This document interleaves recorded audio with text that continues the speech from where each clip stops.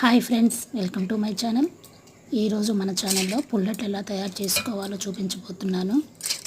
ఈ పుల్లట్ల రెసిపీకి కావాల్సింది పుల్లటి పెరుగు కానీ మజ్జిగ కానీ కావాలండి. 2 గ్లాసుల మజ్జిగకి 1 గ్లాసు బియ్యము, అర గ్లాసు సగ్గు బియ్యము, ఒక 2 చెంచాల మెంతులు వేసుకొని ముందు రోజే నానబెట్టుకోవాలండి. మన దోశ బ్యాటర్కి ఎలా నానబెట్టుకుంటామో ఇది కూడా అలానేనండి. మార్నింగ్ నానబెట్టుకుంటే మజ్జిగలో ఈవినింగ్ మిక్సీ వేసుకోవచ్చండి. అప్పటికప్పుడైనా దోశ వేసుకోవచ్చు, లేదు నెక్స్ట్ డే మార్నింగ్ అయినా వేసుకోవచ్చండి. మనం ఇలా మిక్సీ వేసుకున్న తర్వాతకి ఉప్పు, సన్నగా తరిగిన ఉల్లిపాయలు, పచ్చిమిర్చి,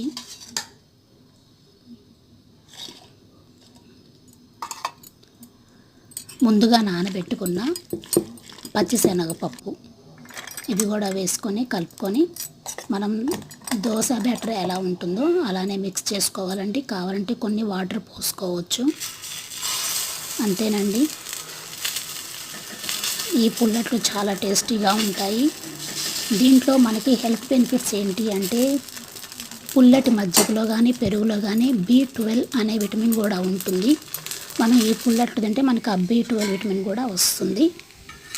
మీకు ఈ వీడియో నచ్చితే లైక్ చేయండి, షేర్ చేయండి, సబ్స్క్రైబ్ చేసుకోండి friends. Please subscribe my channel.